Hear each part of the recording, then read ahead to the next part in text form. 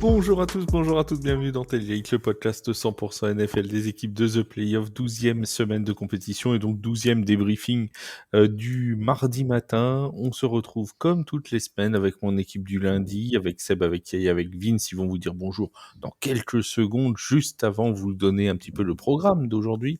On va parler des Colts contre les Chiefs, on va parler des Cowboys face aux Eagles, on va parler des Rams face aux Buccaneers, on va parler aussi un petit peu des Bears. On a fait un très beau podcast. Je suis très fier de notre podcast du milieu de semaine dernière sur les Bears. Et pour une fois, on n'a pas porté l'œil à cette équipe-là. C'est quand même beau. Ils ont réussi à gagner, alors qu'on avait parlé d'eux, comme quoi tout arrive. Et puis, on parlera pas des 49ers et des Panthers, puisque au moment où on enregistre le podcast, eh ben, on sait pas qui a gagné. Donc, on risque pas d'en parler. Mon Seb, tiens, en parlant des 49ers, comment ça va? Salut Flav, bonsoir à toutes, bonsoir à tous, bonsoir à tous. Écoute, ma foi, ça va comme un lundi post-dimanche de NFL. Tu as rappelé les affiches. On disséquait avec plaisir ce soir pas mal de matchs à implication dans tout ça, des confirmations, des implications, des équipes qui voient certains horizons s'éloigner, d'autres qui consolident leur position. On va parler de tout ça pendant une petite heure.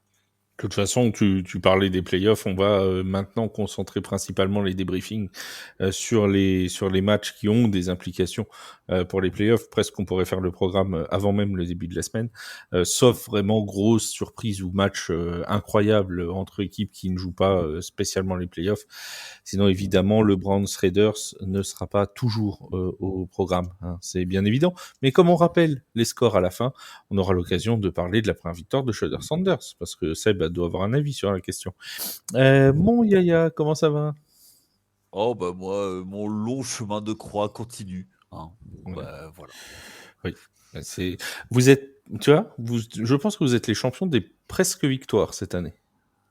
Oui. Je pense que si on arrête au fin de troisième quart-temps, vous êtes limite en play-off. Hein. Oui. Mais alors, écoute, tu sais quoi? Je pense que d'après votre ce que vous dites, hein, bande de fielleux, je pense que tous nos quarterbacks pourraient être au Hall of Fame et first ballot parce qu'ils perdent sur des winning drives. Donc bon, voilà. Hein. Si vous non plus, vous ne comprenez pas ce qu'il dit, c'est pas grave. Hein. Je m'inquiète sérieusement pour la santé mentale de notre collègue. Et encore, vous entendez pas les vocaux qu'il m'envoie. Je vous garantis qu'un jour, je rendrai public tous les vocaux que m'envoie Yaya et vous comprendrez pourquoi. Enfin, c'est quand même quelqu'un, pour situer le personnage, qui vous envoie le dimanche matin sur les réseaux sociaux des photos avec marqué je t'envoie juste cette photo pour que tu aies ouvert ton téléphone et que ça serve à rien. Voilà. Enfin, voilà. Le mec qui a quand même typiquement du temps à perdre dans sa vie, alors que moi le dimanche, je fais un peu autre chose, mais bon. Alors ça, le dimanche matin, c'est juste avant d'aller courir, parce que je me réveille pour aller courir mes 15 km. Et il y en a qui se réveillent pour écrire des articles pour nos auditeurs et lecteurs. Mais ça, c'est un autre problème. Mon cher Vince, comment ça va? Ça va très bien, merci. Bonjour à tous, bonjour à toutes. Ça va. Et je me dis que Yaya, je vais beaucoup mieux que lui parce que on n'a même plus besoin de le lancer. Ah non, c'est ça qui me fait un peu peur. C'est que, en fait, est-ce qu'on n'aurait pas trouvé le mouvement perpétuel, en fait, en quelque sorte, ici? Le cauchemar. C'est la question que je me pose. Et il faudrait que les scientifiques se posent un petit peu sur la question parce que je pense qu'il y aurait quand même des choses à faire. À force de creuser, on va trouver du pétrole aussi. Moi, j'ai une question parce que visiblement, tu es un spécialiste. Justement, pour me calmer, est-ce que je ne devrais pas faire de la réflexologie plantaire? Je pense qu'on va jamais faire le débriefing de cette semaine 12. Voilà ce que je pense. Moi, je suis content, j'ai percé en tout cas. Je remercie tous mes fans qui m'ont envoyé plein de messages. Alors, vu la raison pour laquelle tu perces, t'as percé, je m'inquiéterai un petit peu, mais bon, chacun sa vie, hein, je juge pas. Pas Black Decker, la perceuse. Hein, ah non, lui, c'est plutôt Jean-Luc Lahaye ou Georges Tron. Voilà, plutôt. Pour ceux qui ont la ref, Georges Tron. Hein. Voilà. Puis ceux qui l'ont pas, ils iront la chercher ou ils demanderont à Yaya. Ils lui enverront des messages, ça lui évitera de m'en envoyer. Bon, allez. Quand même. On commence par ce match qui était extrêmement attendu entre les Chiefs de Kansas City et les Colts. J'en profite tant qu'on parle des Chiefs pour rappeler qu'il y aura le match entre les Cowboys et les Chiefs justement que l'on commentera à Thanksgiving. C'est à 22h. J'ai toujours pas l'heure. Tiens, attends, je regarde déjà. 22h30, je crois. 22h30. Voilà, c'est après 22h, ça c'est sûr. 22h30, c'est ça même. Le match entre les Cowboys et les Chiefs, on prendra l'antenne sur les coups de 22h jeudi soir. Et puis vendredi, il y aura le match entre les Eagles et les Bears aussi, que nous devrions normalement vous proposer. Voilà. Mais Yaya viendra pas parce que si vous voyez la tête qu'il est en train de faire à ce moment-là, je pense que là, c'est un point de non-retour. Alors, pour les Cowboys, c'est dire. Oui. On parle donc des Chiefs et des Colts avec ce match qui était extrêmement attendu. Pourquoi ? Parce que les Chiefs étaient dos au mur et ils l'ont été encore plus pendant le match puisqu'ils ont été menés de 11 points encore en début du 4e quart-temps. Finalement, ils s'en sortent et finalement, c'est quand même, mon cher Seb, un très très grand ouf de soulagement pour les Chiefs de Kansas City. La situation était même plus grave encore. Ils étaient menés 20-9 à 9 minutes de la fin. Nos amis des Chiefs qui se trouvaient donc dans une situation, et qui se trouvent encore malgré tout, dans une situation où la victoire est quasi obligatoire à chaque rencontre. Alors on peut dire que cette victoire 23-20 en overtime, effectivement, leur fait pousser un ouf de soulagement. Et autre chose, Kansas City remporte enfin un match à une possession d'écart. Indianapolis a pourtant contrôlé le match pendant 2 quarts-temps, mais leur attaque a vraiment calé en deuxième mi-temps, réduit à 2 field goals alors qu'ils avaient atteint la red zone dans le 3e quart. Ils n'ont gagné aucun first down, que ce soit lors du 4e quart-temps et de la prolongation. Ils n'ont gagné que 5 first down en deuxième mi-temps. Alors, qu'est-ce qui peut expliquer cet échec du côté d'Indianapolis ? D'abord, c'est un Jonathan Taylor qui a été très limité, 58 yards en 26 portées, dont 27 yards gagnés sur un seul jeu. Ce sera de loin sa meilleure action du match. Daniel Jones, 19 sur 31, 181 yards, 2 touchdowns. Et il a été le reflet de cette faillite en deuxième mi-temps. Il fait un 3 sur 9 et 17 yards dans le 3e quart-temps. L'attaque s'est beaucoup reposée sur la passe. Elle n'a pas donné à Jonathan Taylor ses opportunités habituelles. Une des illustrations, c'est que Indianapolis réussit un stop. Il récupère la balle en milieu de terrain avec 5 minutes à jouer. Bilan de cette possession, 1 yard gagné. Et là, c'était vraiment la faillite. Cette attaque d'Indianapolis, elle a cumulé 26 minutes de possession contre 42 pour Kansas City. Leur défense a passé beaucoup trop de temps sur le terrain. Elle était épuisée. Elle a fini par craquer. Oui. Tu disais, Yaya, dans les précédents podcasts, et même en off, tu te plais à nous rappeler que ce qui compte, c'est les derniers matchs, et notamment les playoffs. Et tu nous disais que les Chiefs répondraient présents quand il le fallait. Est-ce que tu considères qu'hier, ils ont répondu présent ? C'est difficile à dire.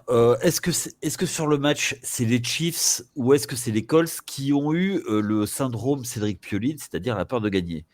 Je pense qu'il y a un peu des deux. Il y a un ajustement défensif qui a eu lieu du côté de Kansas City. Attends, juste une petite note. Pour ceux qui connaissent pas Cédric Pioline, c'est un tennisman des années 90. Non, juste parce que bon, allez, début 2000 aussi.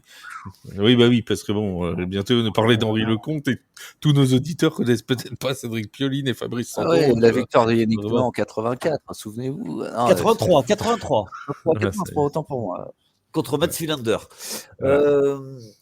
Yaya était haut dans les tribunes un jour. Non, pas du tout. J'étais trop petit. Je ne l'ai même pas vu ce match.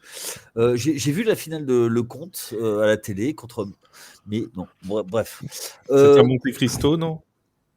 Non. Non, le Lecomte, c'était pas Monte Cristo. Non. C'était plutôt. Il était une fois dans l'Ouest. Donc, ce que je te disais. On s'est plus vu.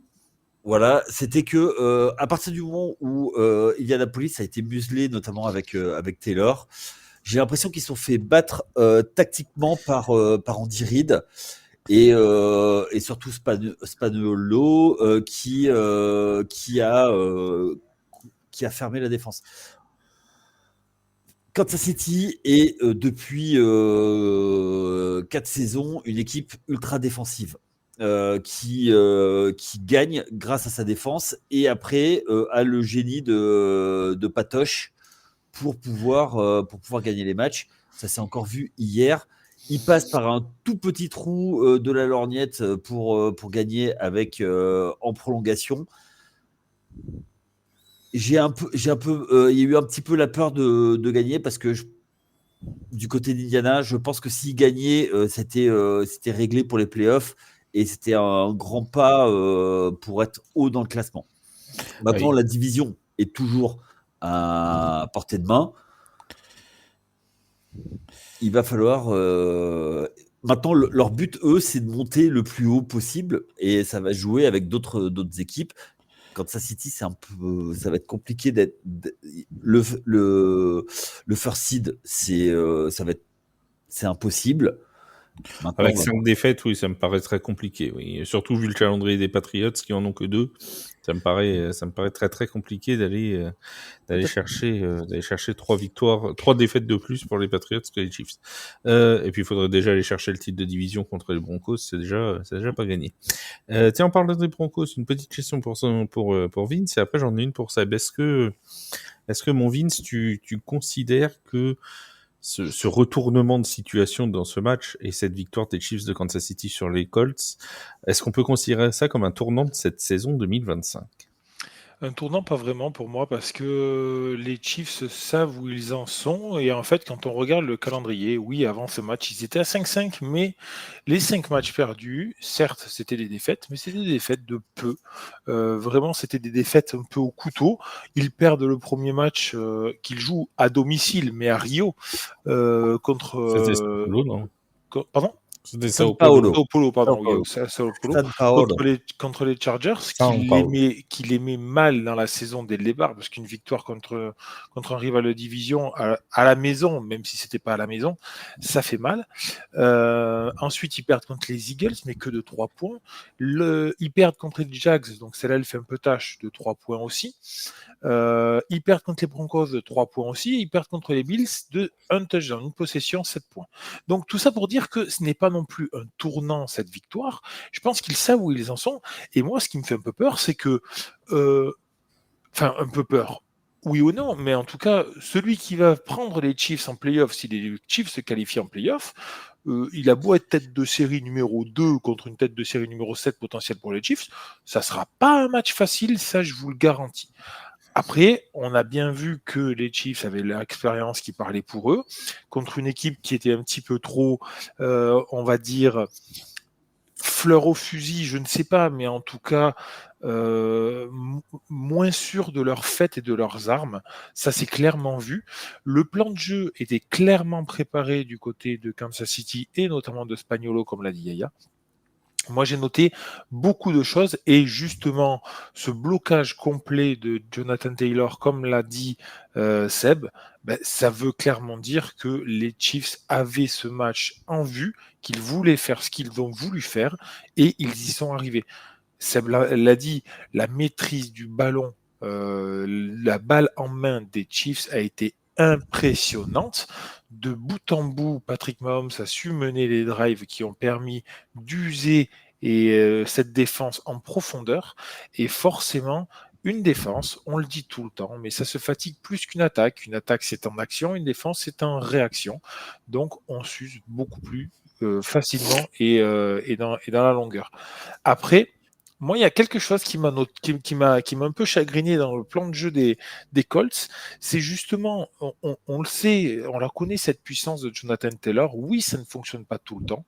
Mais pourquoi aller tenter, par exemple, sur leur dernière possession du premier quart, de la première mi-temps, pardon, ils vont tenter à la mi-terrain sur une 3e et 1, ils tentent une passe qui Bon, pourquoi pas, mais quand on connaît la puissance de Jonathan Taylor et leur ligne offensive, ce dont ils sont capables, donnez-leur les armes, allez chercher une course en débordement, pourquoi pas, j'en sais rien, mais faites quelque chose, n'allez pas tenter une passe, c'est dommage, et ils se retrouvent à devoir lâcher la balle, et les Chiefs arrivent à marquer rapidement les 3 points qui leur permettent derrière d'aller décrocher la prolongation. Les Chiefs qui sont toujours pas revenus pour l'instant dans la playoff picture, ils sont actuellement 10e, si je dis pas de bêtises, de l'AFC. Donc il y a encore un petit peu de chemin. Bon, ils ont qu'une seule victoire de retard sur la 7e place, mais pour l'instant ils sont encore en dehors de ce groupe-là, sachant qu'il leur reste les Broncos à jouer, qu'il leur reste les Chargers à jouer, qu'il leur reste les Texans à jouer. Donc beaucoup de matchs contre des équipes comme ça qui sont en lutte pour des places en playoff ou pour d'éventuels wildcards du côté des Chargers ou des Texans. Les Broncos, ça se jouera le jour de Noël à 19h, donc en plus ça va être vraiment un match potentiellement très piégeux à Arrowhead, où c'est très froid. Donc il va falloir vraiment faire attention à ce match-là. Et même le prochain qui arrive contre les Titans, les Cowboys et après les Texans, les Texans, ça va valoir son pesant de cacahuètes. J'avais une question pour Seb. Il y avait Yaya qui a parlé de Patrick Mahomes tout à l'heure, disait que...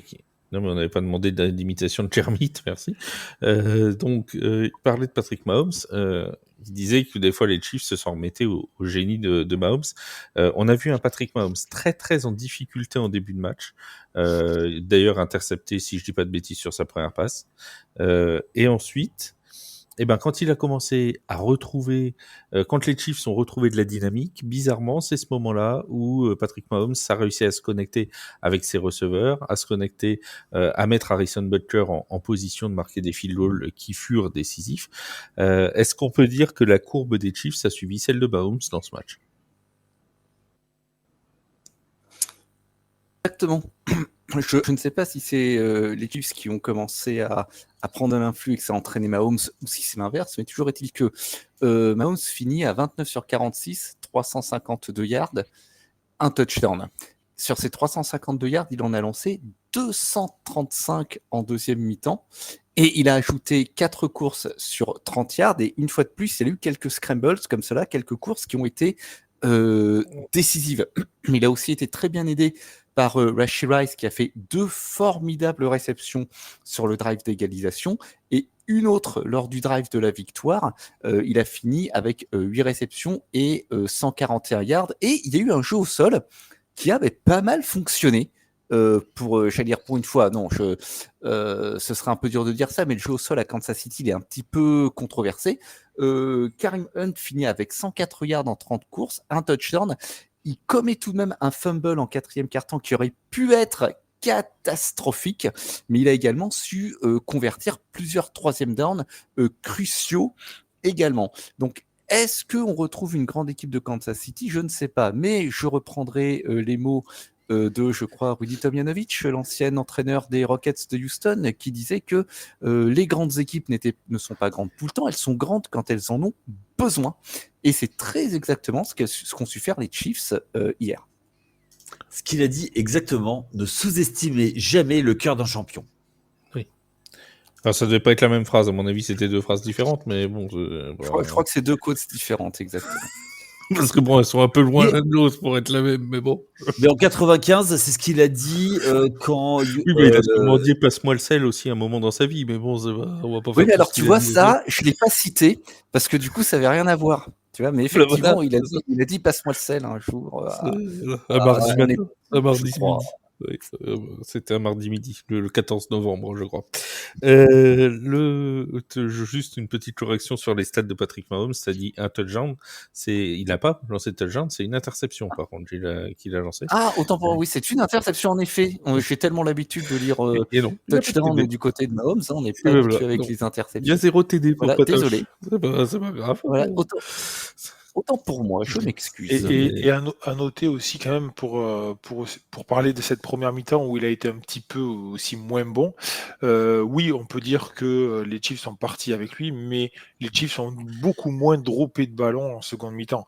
La première mi-temps, c'est une avalanche de drops de la part des Chiefs, et notamment Rashee Rice qui en drop 2, mais qui sont vraiment dans les mains. Donc, il faut aussi le noter. C'est un peu particulier pour ça. Et à noter, on n'en parle pas assez, mais on va le faire pendant une seconde ici. C'est fini. La très belle performance d'Harrison Butker. On parle rarement des kickers. 5 sur 5 au field goal, avec notamment un de 48 yards, presque 50 yards pour le plus long. Et notamment celui qui envoie le field goal en prolongation, le match en prolongation, puis qui donne la victoire aux Chiefs de Kansas City. Voilà. Il y avait du vent à Arrowhead. En plus, c'est pas évident à kicker. Voilà. Donc Harrison Butker qui reste quand même un kicker extrêmement fiable sur le terrain. On ne débattra pas du reste du personnage, bien évidemment. On va passer aux Cowboys. Tiens, on va aller du côté de Dallas, son univers impitoyable. Yaya est en train de souffler. Pourtant, on va parler de tes deux équipes préférées. Les Cowboys et les J'ai Eagles. beaucoup pensé à Yaya qui a dû souffrir en regardant la Philadelphia Dallas pour préparer cette émission. Oh, il a pas regardé. J'ai pensé à lui. Alors, tu sais quoi? Je ne l'ai pas regardé. J'ai juste regardé les stats, ça me suffit. J'ai regardé le début du Red Zone. Je suis allé me coucher à 21-0. Voilà, c'est bien, t'as eu le nez fin. Et puis en plus c'est une victoire, la victoire de Dallas élimine les Giants de New York officiellement de la course au playoff. Mais bon, ça c'est pour le petit truc en plus, hein, comme dirait l'autre. Oui, tiens, tu sais bien ce que c'est, toi, un petit truc en plus. Voilà. Commençons par toi. Bon, il y a cette victoire des Cowboys de Dallas, donc qui sont menés 21-0 très rapidement avec j'ai envie de dire du Eagles 100% pur jus. Hein. On a du Jalen Hurts qui marque à la course, on a du Jalen Hurts qui marque en touche-push. Tout semble bien rouler. Tout semble bien rouler. Hein. 21-0 pour les Eagles. Tout se déroule plutôt sans accroc. Ils arrivent même, si je dis pas de bêtises, à forcer une interception en première mi-temps, dans le deuxième quart-temps, alors que les Cowboys étaient en red zone. Mais ils concèdent un touchdown à une trentaine de secondes de la fin de cette première mi-temps, et ça fait basculer le match, puisque derrière, c'est un 0 pointé quasiment en deuxième mi-temps pour les Eagles. C'est exactement ça, c'est-à-dire qu'on part sur un 21-0, on se dit qu'il y a rien qui va se passer, et puis Dallas reste dans le match et accrocheur. Dakota Prescott, lui, il fait son petit match, comme d'habitude. Je l'appelle Dakota, toi, pas Dak. Oui, j'ai envie de l'appeler par son full name. D'accord, on va l'appeler, on va appeler l'autre en face Jalen Alexander Hurts. Alors. Si tu veux, tu peux l'appeler. Voilà. De toute façon, tu l'aimes pas, il a gagné un titre de MVP du Super Bowl, donc tu peux pas l'aimer, Jalen Hurts. Donc, ensuite, tu vois, du côté de Dallas, ça stabilise un petit peu. On sait que l'attaque est particulièrement performante, et dès que tu leur laisses un peu d'espace, voilà ce qui se passe. Et on avait parlé d'une blessure du côté de Philadelphie qui est embêtante, comme chaque fois qu'il se blesse, c'est Lane Johnson. Je pense que ça peut dérégler un petit peu l'attaque. D'ailleurs, au sol, notre ami Saquon Barkley n'a pas pesé sur tout le match comme d'habitude. Il fait seulement 22 yards en 10 courses. Donc tu vois,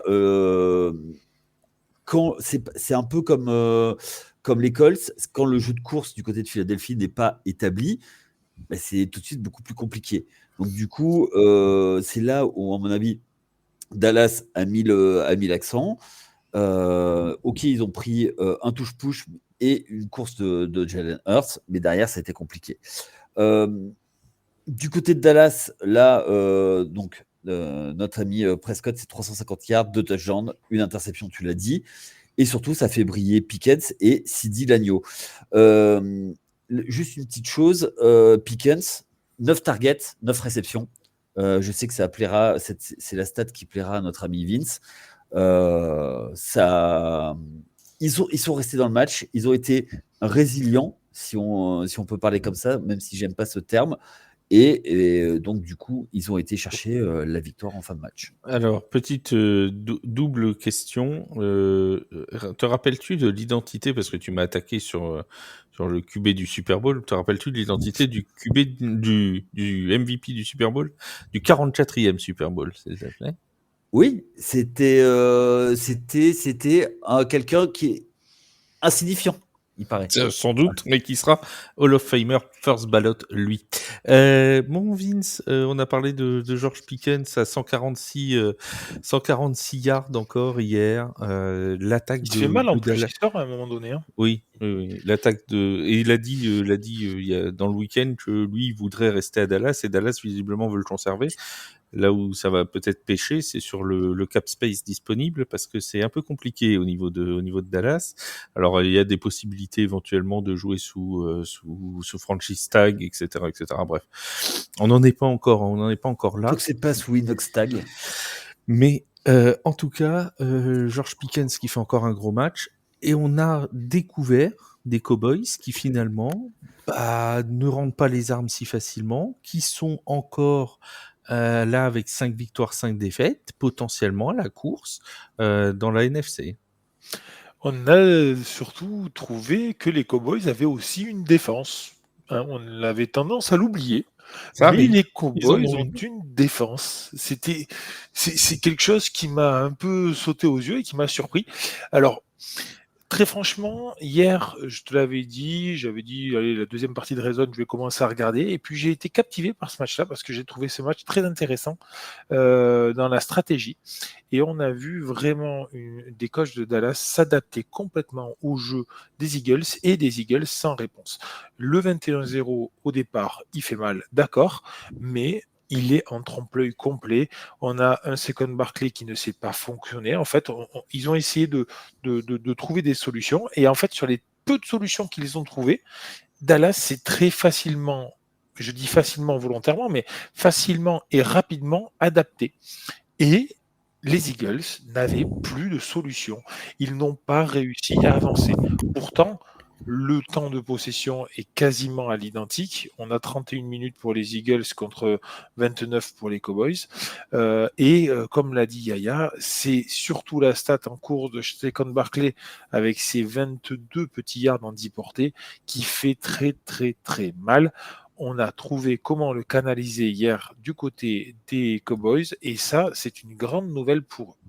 Parce que, effectivement, cette défense des Cowboys, elle avait fui le navire depuis pas mal de temps et on pouvait se poser la question sur beaucoup de choses et beaucoup de ses capacités. Vince, toi, c'est les Cowboys qui ont trouvé la solution ou est-ce que c'est Philadelphie qui en garde sous le pied?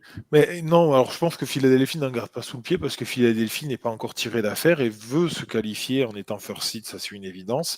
Ils ne le sont pas et c'est pas sûr qu'ils le soient. Donc en garder vraiment pas pied, sûr. On va en parler après, mais c'est vraiment pas sûr. en garder sous le pied pour un match comme celui-là de division, je trouve ça un peu moyen. Après, là où je te rejoins un peu, c'est que tu l'as dit tout à l'heure, j'ai perdu son nom, vous me connaissez bien, mais la blessure de leur garde, non, Lane Johnson. de leur garde gauche fait beaucoup de mal et génère beaucoup de blocs en moins pour Barkley, surtout sur le centre et le cœur du jeu. Et ça crée des problèmes.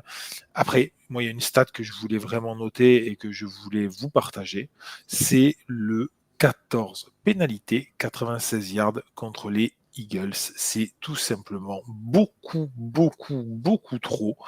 Se prendre 14 pénalités dans un match quand tu sais que tu joues en tout 58 jeux offensifs, il y a 58 plus 68 jeux en tout dans le match, tu te prends 14 pénalités, c'est beaucoup, beaucoup, beaucoup trop. Le temps de possession est identique, mais il ne gagne que 19 first down contre 25 pour les Cowboys. Donc, oui, ils se sont complètement éteints au fur et à mesure du match et au contraire, les Cowboys ont réussi à renverser une situation qui était très, très, très mal engagée. Vraiment, ce match a été très intéressant tactiquement et bravo pour cette victoire du côté de Dallas.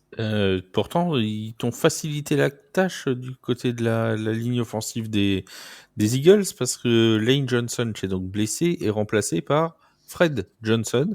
Donc, t'as qu'un seul nom à retenir. Tu les appelles Johnson et puis c'est bon. Tu vois, c'est pas compliqué. Tu vois, ça, Tant que c'est pas Dick Johnson pour les anglophones, hein, bien sûr.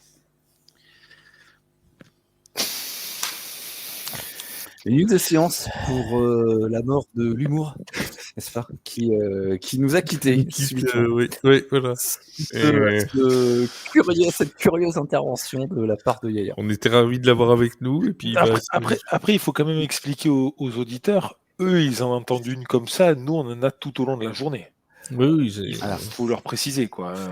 Des fois, il y a, sur notre groupe commun, il y a Yaya qui parle et puis personne ne répond. Voilà.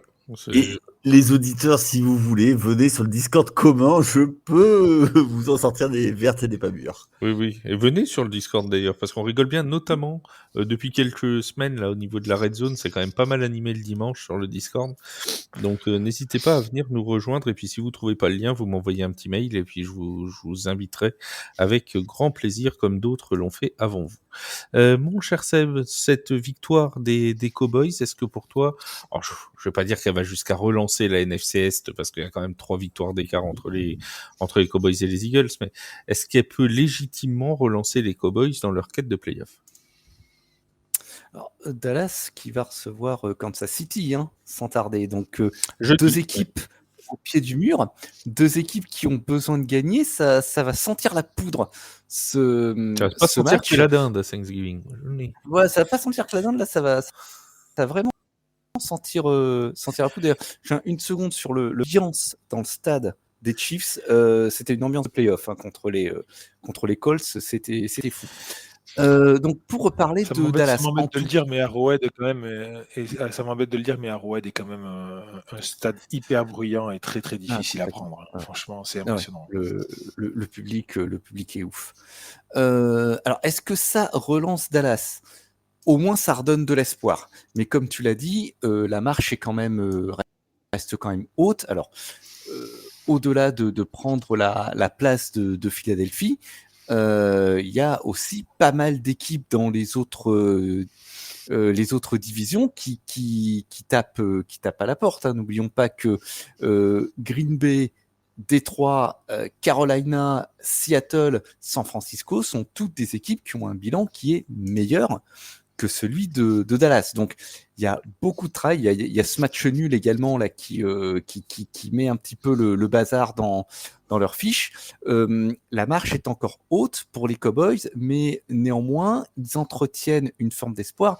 Ils montrent également que ils ne sont pas aussi décrochés que voulaient bien le croire certains analystes encore avant ce match. Après, est-ce qu'effectivement ils font une grande performance ? Est-ce que Philadelphie était un petit peu en dessous ? Moi, je donne le bénéfice du doute quand même à Dallas sur ce match, parce que revenir d'un déficit de 21 points, il faut quand même le faire. Au passage, ils égalent la plus grosse remontée de l'histoire du club avec ces 21 points. Et on a Prescott qui sort une fois de plus une très très grosse performance avec 354 yards, 2 touchdowns et une interception. Il ajoute également un touchdown au sol. Il a fait montre une fois de plus de ses capacités de leader. Il s'est imposé en patron sur ce match. Et du côté de la défense, il ne faut pas oublier l'apport crucial de Quinnen Williams, 8 pressions, un plaquage sur perte, et de Sean Williams qui a provoqué le fumble de Barkley qui a été crucial alors que Philadelphie remontait le terrain et semblait reprendre le match en main. Du côté de Philadelphie, ce qui a pêché, c'est une attaque qui s'est retrouvée à l'arrêt très tôt dans le match. Ils ont lancé 157 yards en 20 minutes, c'est-à-dire que c'est plus que dans la moitié de leur match cette saison. Le problème, c'est qu'après leurs 3 touchdowns marqués quasiment en rafale en début de match, ça a été 7 first down en 8 possessions et seulement 3 jeux dans le territoire de Dallas.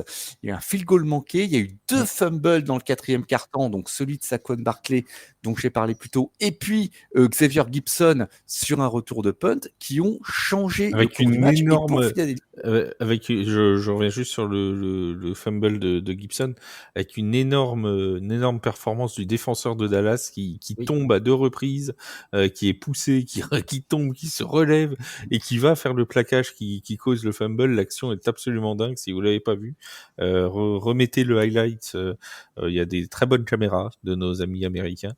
Franchement, le focus joueur où il traverse le terrain en se faisant bousculer de partout, tomber, qui se relève et tout pour aller causer le fumble, franchement c'est fort. Ouais, mais c'est comme ça que tu es sur ta place dans un roster en NFL. Tu te fais marcher dessus, mais tu te relèves. Et pour Philadelphie, disais-je, pour terminer, c'est un petit peu inquiétant parce qu'il n'y a pas très longtemps, ils ont lâché une avance de 14 points contre Denver. Il y a peut-être quelques boulons à resserrer sur cette défense qui a encaissé 473 yards. Et puis, comme le disait Vince, il y a ces 14 pénalités qui n'ont pas aidé. Oui, mon Yaya, tu avais un truc à dire. Moi, il y a 2 choses. Déjà, premièrement, ils sont quand même à 8-3, les Eagles. Ils ont de la marge pour la division. Ils vont la remporter. Oh, c'est pas la division que personne pouvait faire un back-to-back, ça? Cette année, ça y est, ils vont casser la streak. Ah, tout va à volo. Tous nos repères d'enfance volent. Oui, tout à fait. Et ensuite, tout va à vélo, ma pauvre dame. Oui. Et je voulais juste dire que du côté de Dallas, le menu qui arrive, c'est les Chiefs, Thanksgiving, les Lions, là-bas, les Vikings, les Chargers qui vont chercher une place en playoff, et ça finit par beaucoup plus simple avec les Commanders qui ne jouent plus rien et les Giants qui jouent le first pick. Ouais. C'est un calendrier que je qualifierais de modéré, de mi-figue, mi-raisin. Qu'à un quart. C'est surtout un calendrier très compliqué et c'est pas pour rien qu'ils le non, c'est pas très compliqué puisqu'on vient de te dire que c'était mi-figue, mi-raisin. C'est un peu comme le jeu de course. C'est très compliqué. Mais c'est pas très compliqué. Il y a 3 matchs abordables et 3 matchs difficiles. Non. Quoi, non? Oui ou non. Sauf qu'à 8-8, ils sont pas qualifiés, donc c'est très compliqué parce qu'il faut aller en chercher, au moins 4 de victoires. Et à mon avis, s'ils en prennent 2 sur ceux qui restent, c'est déjà très bien parce que effectivement, c'est que des grosses équipes, les 4 premières. Et les Vikings. Alors Vikings, Commanders, Giants, ils peuvent gagner. Et entre Chiefs, Chargers et Lions, vu les performances de ces 3 équipes-là qui sont pas quand même les plus régulières cette saison, c'est pas impossible qu'ils en prennent une. Hein. Donc,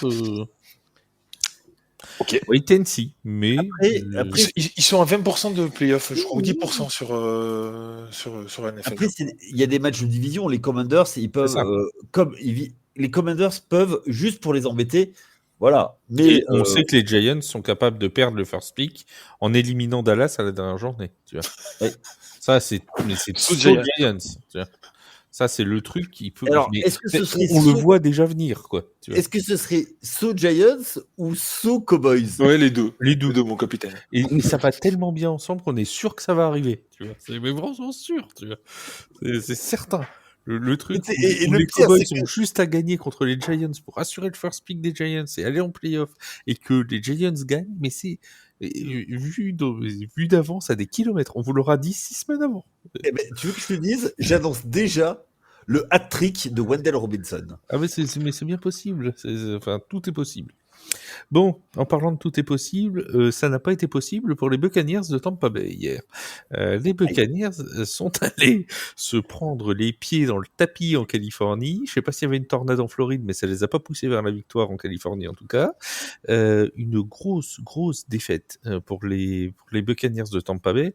La semaine dernière, il y avait des motifs d'espoir, Seb, c'était une défaite contre les Patriots, si je dis pas de bêtises.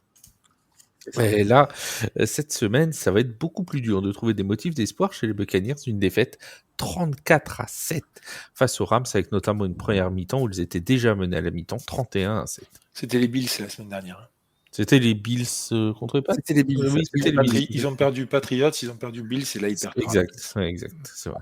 Ouais, en effet, c'est leur 3e défaite de suite. Ils n'ont jamais pu mais jamais pu raccrocher Los Angeles dans ce match. Et puis, cerise sur le gâteau, bien sûr, parce qu'il en fallait bien une. Baker Mayfield, qui ne joue pas la deuxième mi-temps, il se blesse à l'épaule. Il a l'épaule Je dans suis la allé boîte à voir gants. là. Voilà, il y a une épaule dans la boîte à gants et d'après Adam Schefter, il n'y a pas de, ce serait une entorse, il n'y a Oui, pas c'est de une dommage entorse, structurel, mais l'épaule. il doit passer une deuxième IRM, je crois. Aujourd'hui, Mayfield il a été énormément frappé sur ce match et mis sous pression. Il a terminé avec 9 sur 19, 44 yards, 1 touchdown, 2 interceptions. Il a lancé son premier pick six depuis 2022.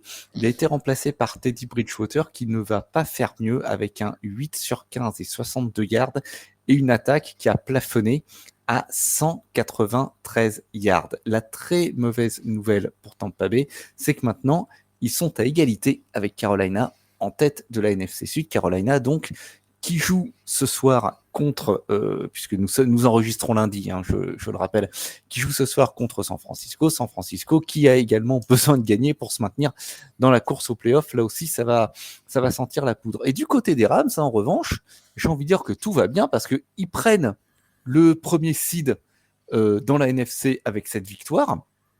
Ils ont encore quelques clients à venir quand même sur leur calendrier. Est-ce qu'ils peuvent le garder? Là, c'est une autre question. Je pense qu'ils profitent également de la défaite de Philadelphie. En l'occurrence, Stafford fait encore une très grosse performance à 273 yards et 3 touchdowns. Il a disséqué la défense de Tampa Bay et il appuie un petit peu plus sur son statut d'éventuel MVP de la saison. Très bonne performance de Davante Adams, qui marque 2 touchdowns, 5 réceptions et 62 yards. La défense n'a pas été en reste, 4 sacs, 4 balles volées, dont une par Kobe Durant sur Emeka Ibuka pour un touchdown de 50 yards. Et juste avant, sur le même Kobe Durant qui défend parfaitement bien une receiver screen. Les defensive backs, regardez ce jeu parce que c'est superbement bien joué. Stafford, c'est son 5e match avec plusieurs touchdowns et 0 interception. Il fait un 8 sur 8, 89 yards d'un touchdown sur le premier drive, et un 19 sur 23 et 200 yards et 3 touchdowns à la mi-temps. Match plein pour lui. Les Rams, on l'a dit, ils prennent de la traction au fur et à mesure de cette saison et on se demande qui va les arrêter. Oui. Juste une chose, attends, excuse-moi. Est-ce que tu as vu la cote en conférence de presse de Durant sur son pick six? Non. Pas du tout. Non, il a dit non, mais j'ai intercepté, je remontais, j'ai vu Baker Mayfield, je vais quand même pas me faire plaquer par Baker Mayfield. Et donc du coup, il a attendu le bloc et puis il a mis pété. D'ailleurs, allez voir si vous ne l'avez pas vu, le pick six de Durant justement avec Kate Doughton qui jongle avec le ballon, mais au moins 5 fois avant qu'il essaye de mettre un genou au sol, mais il se fait arracher le ballon. Et effectivement, il y avait que Baker Mayfield derrière en couverture, et bon, il y avait quand même au moins 4 joueurs des Rams autour. Il y a peu de chances qu'il se fasse arrêter, le pauvre Durant. Donc voilà, ça a été. Et puis ça a peut-être été d'ailleurs le premier tournant de ce match parce que ça a permis aux Rams de passer tout de suite à 14-0. Et effectivement, les Rams aujourd'hui, Vince, ils ont quand même sacrément une bonne tête de first seed. Ils ont une bonne tête de first seed, puis ils ont un jeu de first seed. Moi, je trouve surtout, ils sont très très costauds. Ils sont complets. Ils sont un peu en sous-marin depuis le début de l'année. Alors maintenant, quand même, on commence à les regarder, mais ils faisaient pas partie des gros favoris en début d'année. On en parlait de temps en temps en contender, mais je pense pas que les gens puissent les imaginer en first seed en tout cas. Ils sont vraiment droits dans leurs bottes. Ils sont vraiment maîtres de leur jeu à chaque sortie.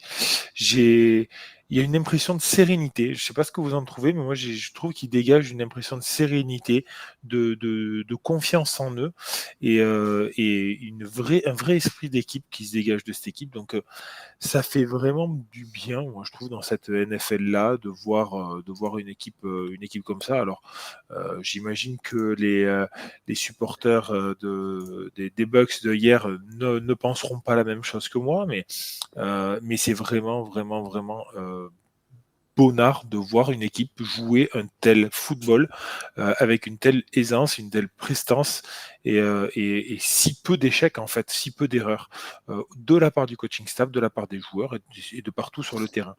Moi, je note surtout hier que Tampa Bay a essayé tout ou quasiment tout.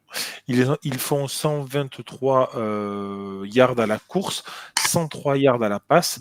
Malgré le retard accumulé, ils ont appuyé sur le jeu de course énormément. Ça veut clairement dire qu'ils ont un déficit à la passe. Alors on le sait, Chris Godwin n'est toujours pas là, Mike Evans non plus. Ça pose problème, ça c'est évident.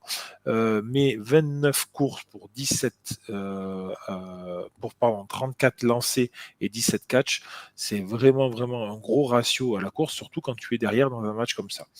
Après, le remplacement de QB peut aussi l'expliquer, hein, bien sûr. Du côté des Rams, on a 35 passes pour 19 jeux de course.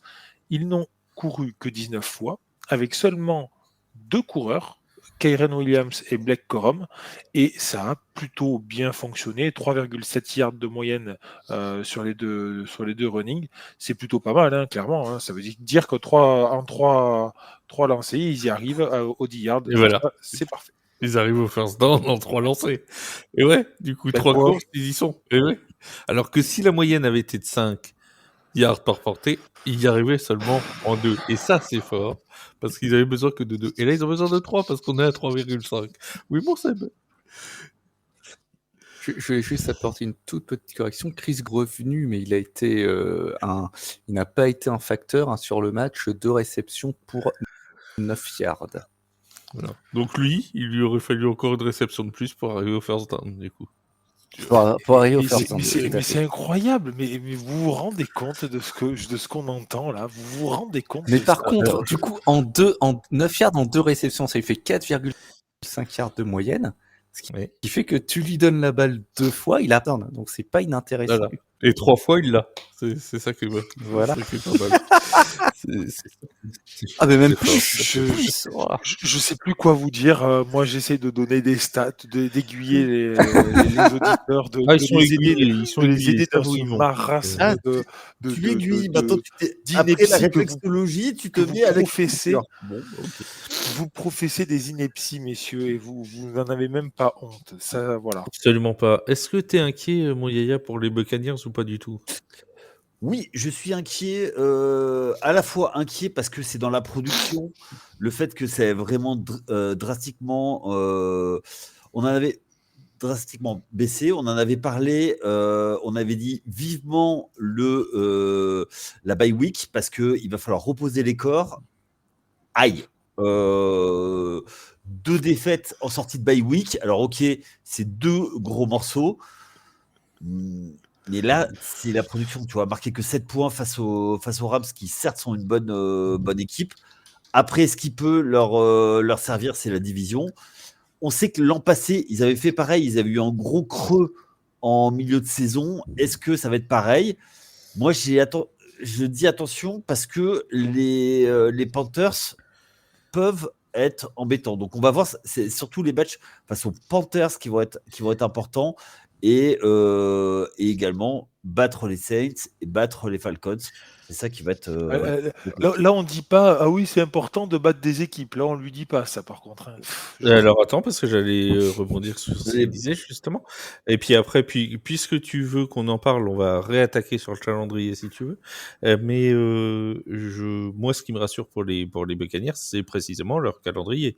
Parce qu'on a Cardinals, Saints, Falcons, Panthers, Dolphins, Panthers. Bon, si t'es sérieux, t'en lâches pas beaucoup. T'en lâches pas beaucoup, là. Hein. C'est ce qu'on avait dit lors de notre épisode. On parlait des Panthers, que a priori, là, ce stade de la saison, finir tête de série 2 ou 3. Tampa avait Tampa avait un calendrier plus abordable que celui de Carolina, qui est un peu plus salé, et 2 équipes aussi qui a priori n'ont pas les mêmes armes. Pour information, les Buccaneers ont le 3e calendrier le plus simple jusqu'à la fin de la saison. Le plus simple, c'est pour les Saints de la Nouvelle-Orléans.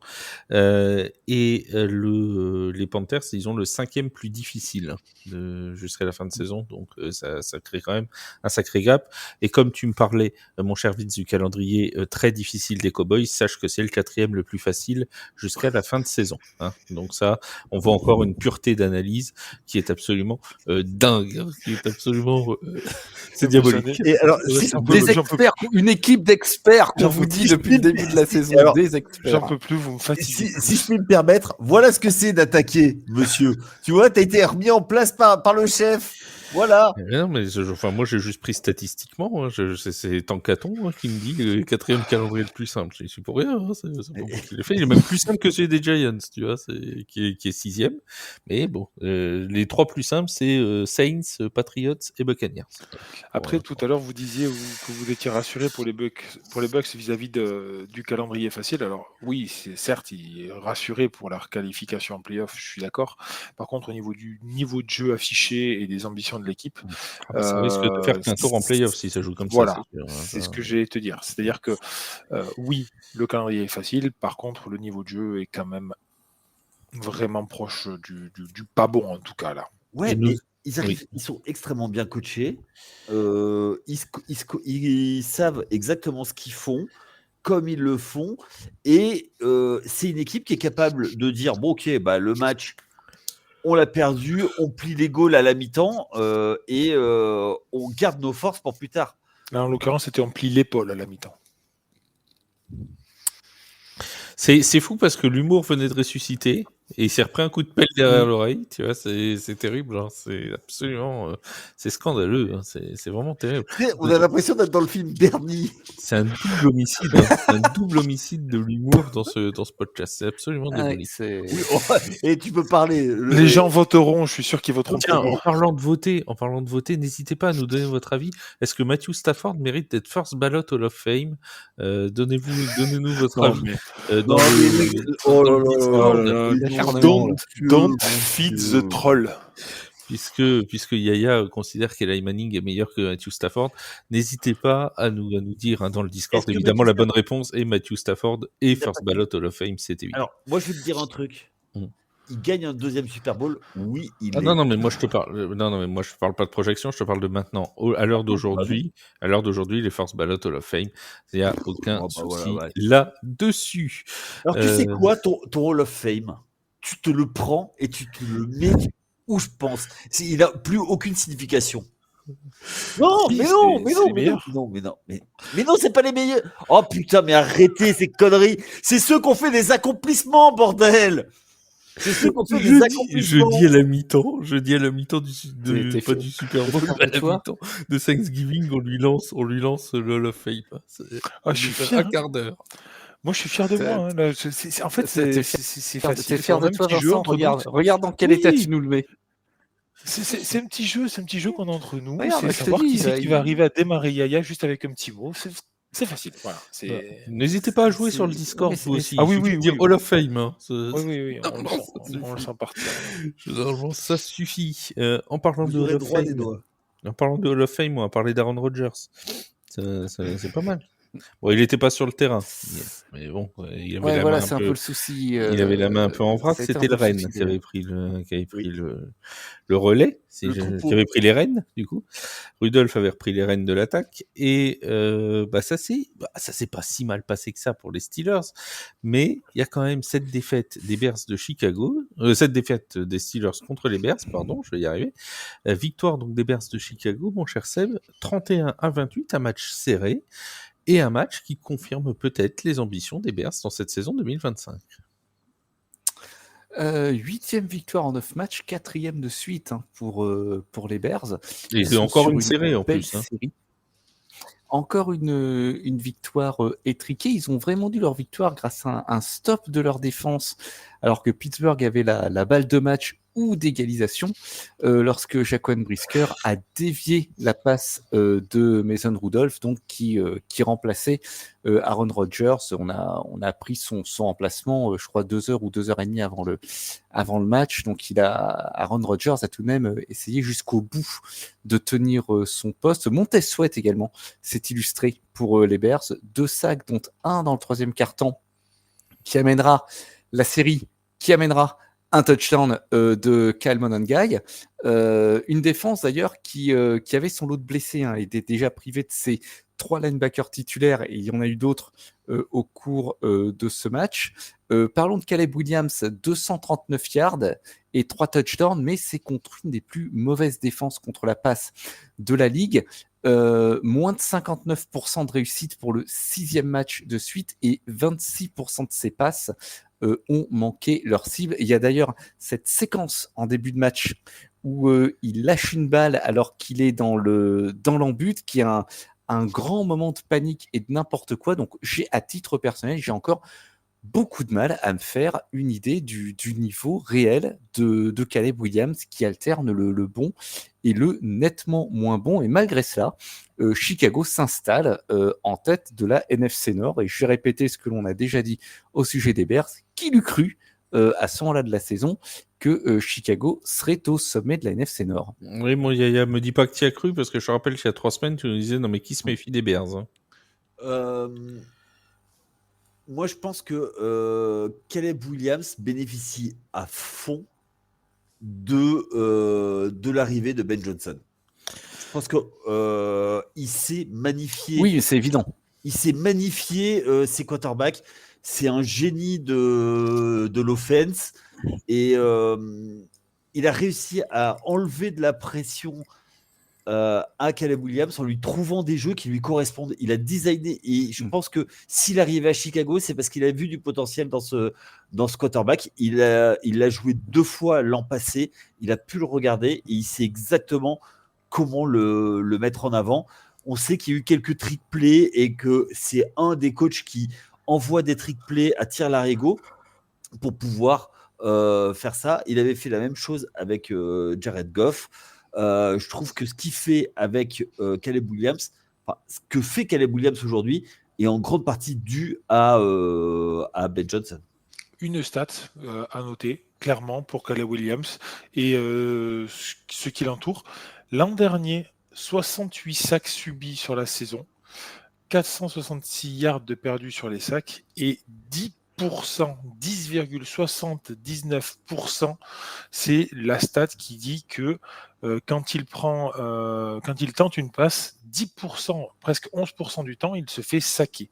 Cette saison, après 11 matchs, il n'a que 17 sacs, 116 yards de perdus, et cette stat est tombée à 4,5%. La ligne offensive a radicalement changé. Je pense que Ben Johnson y est pour beaucoup, avec justement ces schémas de blocs qui sont un peu complètement changeants et qui sont designés pour lui. Il arrive à mettre un petit peu plus de jambes derrière sa ligne, et ça lui permet aussi de sortir de ces situations. Il a un peu plus confiance en ses receveurs. C'est sa 2e année. On dit souvent que les 2e années sont des années compliquées. Lui, il a l'air de s'épanouir complètement. C'est surtout compliqué la 2e année quand la première a été excellente, quoi. Là, c'est vrai. Mais là, en tout cas, moi, j'ai l'impression qu'il s'épanouit et je suis super content pour lui, parce que vraiment, cette équipe des Bears, moi, elle me plaît énormément cette année. Et c'est normal que Ben Johnson soit un génie, puisqu'il est né à la Nouvelle-Orléans, Charleston, aucun rapport. Voilà, juste ça me faisait plaisir de le dire. Et du coup, il s'est dansé. Oui, sans doute. Mais t'as vu comment il est, Yaya? Il croit que je ne valorise que les gens de la Nouvelle-Orléans. Oui, alors que c'est pas non, mais pour que tu le dises comme ça. Et voilà. Et ben non. Et pour revenir sur le match. Non, on s'en fout. Bah oui, j'ai bien l'impression. On parle de Charleston là. Mais pour revenir sur le match, 186 yards à la course pour Pittsburgh, 171 à la passe. On parle de la Caroline du Sud, tu le dis. Et voyez juste que malgré cette répartition assez homogène entre les 2 secteurs de jeu, les Bears ont réussi à contenir cette défense, même s'ils encaissent 28 points, c'est sûr, mais ils ont réussi à gagner ce match grâce à des gros stops défensifs, et c'est à noter. Et si l'homogène Yaya est là, vas-y mon Yaya. Et TJ Watt sur ce match. a dépassé son frère en nombre de sacs. Voilà. Avec un très joli sac en carrière contre 114,5 pour JJ. Avec un très joli strip sack, notamment dans la end zone sur Caleb Williams. Au début, je me suis dit, c'est Caleb qui a balancé le ballon n'importe où. En fait, non, pas du tout. C'est juste qu'il n'avait pas le choix. Il s'est fait complètement concasser, le pauvre, dans sa end zone. On retrace les résultats de cette. Ah bah non, coup de cœur, coup de griffe, tiens. Coup de cœur, coup de griffe, hop, mon Yaya, tiens, en premier. Ça sera la première fois que tu seras premier dans quelque chose. Alors ça, tu ne le sais pas. Moi, ça va être un joueur qui a certes perdu, mais qui me donne du bonheur. Parce que t'aimes bien les gens qui perdent, t'aimes bien les perdants. Bah, c'est surtout toi. Gagner le dernier match de la saison, tu l'as fait qu'une fois. Moi, je l'ai fait avec mon équipe, l'a fait beaucoup plus que toi. Ah non, il y a plein de fois où on a gagné le dernier match de la saison. Régulière, mais... Oui, non, mais le dernier match de la saison, pour toute équipe confondue, je te parle. Tu vois, le dernier match de la saison, c'est celui où tu soulèves le Vince Lombardi Trophy. Voilà. Donc, moi, c'est James Winston, qui est un pur bonheur à voir. Il va retourner sur le banc au retour de Jackson Dart. Mais voilà, c'est un gars qui est autant décrié que il est excellent.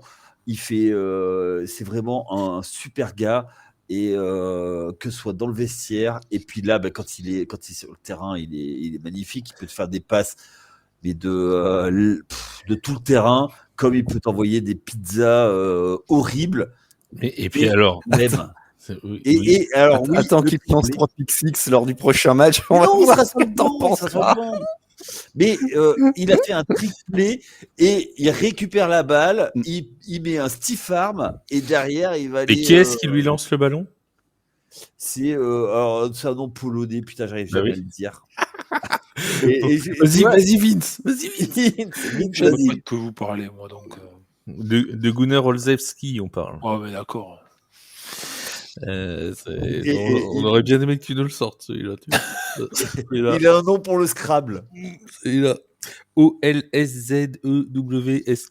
On le sentait bien pour Vince, celui-là. C'est dommage, j'aurais dû te le dire avant. Il fallait que tu en parles. Mais alors, pour le coup, le match des Giants hier est un match 100% de Giants. Hein, on est d'accord. Ils mènent.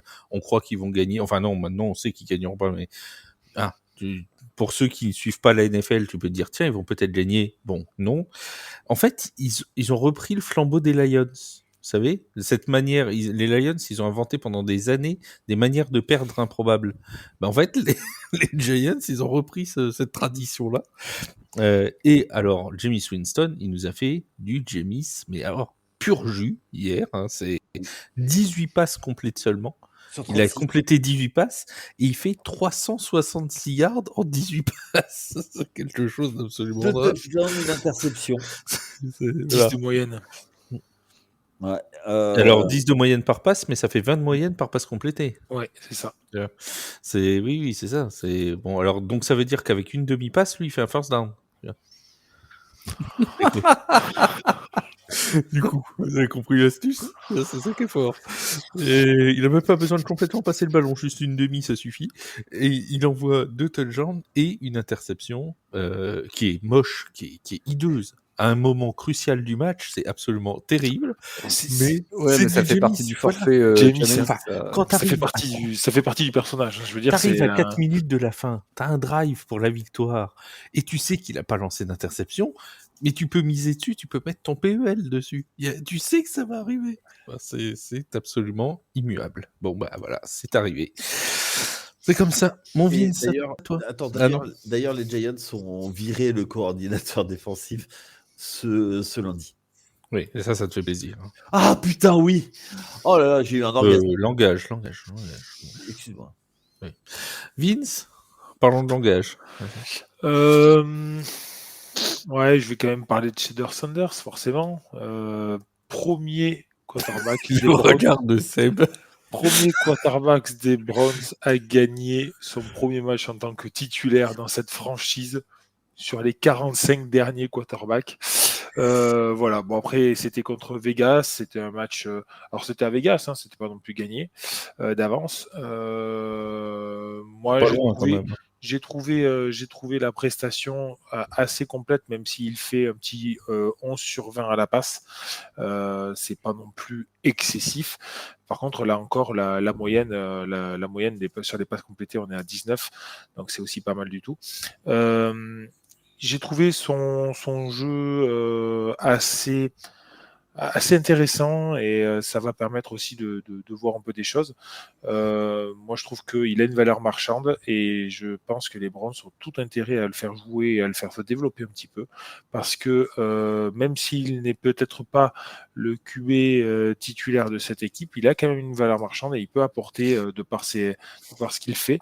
Donc, à voir. Mais je suis curieux de voir son évolution. Ce que j'ai bien aimé, c'est la tête de Myles Garrett sur la très longue passe de Shedeur Sanders en première mi-temps, même peut-être dans le premier quart-temps. Très très belle passe. Et il regarde la caméra là derrière. Il y a un mec qui s'est lancé le ballon. on a un gars chez nous qui sait lancer des ballons. C'est quand même fort, quoi. C'est très très fort. Mais bon, le pauvre Myles Garrett, enfin pauvre non, parce que c'est lui qui a choisi de rester dans ce bourbier, donc on va pas le plaindre non plus. Les Browns ont eu plus de QB titulaires depuis 96 qu'il n'y a eu dans l'histoire de présidents américains. Et est-ce que c'est pas le premier QB des Cleveland Browns à gagner gagner son départ, parce qu'avant ils étaient à Baltimore, les Browns. Non, avant non, non, 95. alors non, c'est que il y avait les Browns, ils sont partis à Baltimore et ils sont recréés après les Browns. Oui, non, mais ça, d'accord. Mais ce que je te dis, c'est est-ce que c'était pas le premier là, depuis cette controverse de la relocalisation, à gagner son premier match comme titulaire? Je t'avoue que je sais pas, mais en tout cas, c'est le premier QB qui. Parce que si ça fait presque 30 ans, ce serait pas impossible que. Depuis 98 ou 97, je sais plus, c'est Ouais, le donc premier c'est QB juste après, qui joue son premier match qui gagne. Ouais, faudrait regarder le nom du dernier QB avoir gagné pour les Browns son premier départ et faire la recherche archéologique, mais là j'ai pas le temps. Bernie Kosar. Oui, voilà. Mon cher Seb, ton coup de cœur, coup de griffe.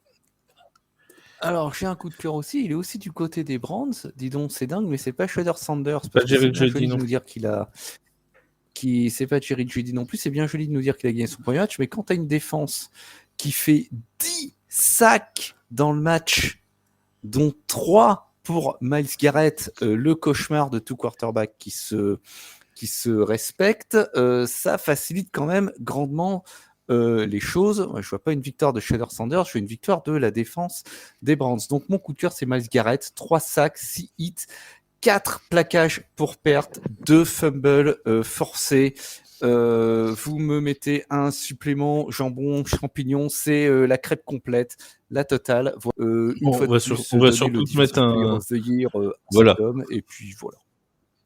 On va surtout te mettre un supplément Defensive Player of the Year, je pense. Moi, je pense que cet homme-là est bien parti. Voilà. Les Browns, avec un bilan à 3 victoires, ils vont réussir à ramener un trophée. C'est quoi? Ça serait fou. C'est improbable. C'est improbable. Mais ils y arrivent toujours. Hein. Soit ils nous prennent le comeback, soit ils en ont tous. Je sais pas. Ils en ont toujours. Qu'est-ce que pour les Raiders, puisqu'on parlait des Raiders, Chip Kelly a été renvoyé de son poste de coordinateur offensif. C'est pas une surprise. De toute façon, il y avait de l'eau dans le gaz depuis au moins un mois entre lui et Pete Carroll, donc c'est pas vraiment non plus. Une surprise. On fait le récap des résultats de cette semaine 12. À commencer, tu parlais d'une grosse défense, Seb. À commencer par, et pour rappeler la victoire des Texans, c'était dans la nuit de jeudi à vendredi, face aux Bills, une victoire 23-19, avec là aussi une grosse défense de Houston, avec notamment 8 sacs sur Josh Allen dans cette partie. Autant dire qu'il a mangé le gazon, notre ami Josh. Les Chiefs qui s'imposent 23-20 en prolongation face aux Colts, on en a parlé. Les Bears qui gagnent 31-28. Les Patriots, on n'en a pas encore parlé, qui gagnent 26-20. Alors, c'était pas forcément aussi facile que ça n'aurait pu contre les Bengals. Je souris en repensant à cette magnifique interception lancée par Joe Flacco. C'était absolument splendide. C'était absolument splendide parce que je crois qu'on l'a tous vu arriver. C'est le seul dans le stade, mais Flacco, c'est le seul dans le stade qui n'a pas vu ce qui allait se passer. Au moment, je l'ai écrit sur le Discord communautaire. Au moment où il a lâché sa balle, je me suis dit, oh putain, c'est foutu. Et ça n'a pas manqué. Et en plus, il y a le touchdown derrière. C'est incroyable. Il est le seul à pas voir que le défenseur est sur la trajectoire du ballon. Il est vraiment lancé. En plus, il est plein de course. Il a plus qu'à tirer tout droit. C'est parfait. Et donc 9e victoire de suite pour les Patriots, mine de rien, et 10e victoire de la saison. Ils ont eux aussi une sacrément belle tête de first seed, hein, si ça continue comme ça, vu leur calendrier et tout. Les Pats prennent le first seed effectivement avec un match d'avance sur les Broncos. Oui. Les Ravens qui continuent eux aussi leur série de 5 victoires maintenant consécutives avec une victoire face aux Jets 23-10, ça n'a pas été forcément flamboyant tout le temps pour les Ravens, mais ils assurent. 7-3 à la mi-temps pour les Jets, c'était pas évident. Hein. Ils assurent l'essentiel, 5e victoire de suite, et ils reprennent provisoirement la tête de la FC Nord. Les Seahawks qui s'imposent 30-24 face aux Titans du Tennessee. Là aussi, ça n'a pas été aussi large qu'on aurait pu le penser, mais encore un très très bon Jackson Smith-Njigba du côté des Seahawks. Les Packers qui s'imposent sans souffrir 23-6 avec un JJ McCarthy encore en dessous de tout. Je crois qu'en rating, il est à 34 ou quelque chose comme ça de rating, notre ami JJ McCarthy. 34 voilà. C'est un match à oublier pour lui. Il en est à 6 interceptions sur ses 6 premiers matchs, sur ses 6 premiers départs en carrière. Enfin, c'est absolument... Voilà, il a lancé au moins une interception dans chacun de ses premiers départs. Les Vikings qui sont en grosse difficulté, et JJ McCarthy qui en plus vient... On l'a appris ce lundi, de rejoindre le protocole commotion de la NFL, donc on n'est même pas sûr qu'il sera là la semaine prochaine. Les Lions qui s'imposent 34-27 après prolongation face aux Giants, et Jaguars qui gagnent 27-24 après prolongation aussi face aux Cardinals. Les Browns, vous en avez parlé, messieurs, qui s'imposent 24-10 face aux Raiders. On n'a pas parlé des Saints, mais ils perdent, tiens, comme d'habitude. 24-10 face aux Falcons. Les Cowboys qui s'imposent 24-21 face aux Eagles, et les Rams qui gagnent 34-7 face aux Buccaneers. Dernier match de cette 12e semaine, le Panthers 49ers. Ce sera dans la nuit de lundi à mardi. Quand vous écouterez ce podcast, il sera sans doute déjà joué. Sauf si je fais une feinte et que je sors le podcast juste avant le début du match. Tiens, je vais faire ça. Sortir à 1h du matin aujourd'hui. Juste avant le début du match. Comme ça, au moins, les gens, ils pourront l'écouter avant le début. Et oui, ça se trouve. Et oui, Jamy, comme dirait l'autre. On se retrouve quand? On se retrouve jeudi en podcast. Je ne connais pas du tout le programme, donc je ne vais pas vous le dire parce que je vais pas vous mentir, je ne sais pas de quoi on va parler, mais on va en parler, ça c'est absolument sûr. Et puis on se retrouve jeudi soir en live à 22h pour le match entre les Cowboys et les Chiefs, commenté avec mon Yaya, il sera là, il y aura Raph qui sera là aussi. Qui est-ce qu'on a d'autre dans l'équipe? Ah, normalement on a quelques invités sympathiques qui vont passer. Des habituels et des nouveaux. Bref, on a des invités, quoi. Mais on vous en dit pas plus pour le moment. Vous allez découvrir plein de surprises. Ça va être magnifique. Merci mon Seb, merci mon Yaya, merci Vince d'avoir été avec moi. Et on se dit à très vite pour de la NFL sur The Playoffs. Salut tout le monde. Ciao. Over. Ciao, bye.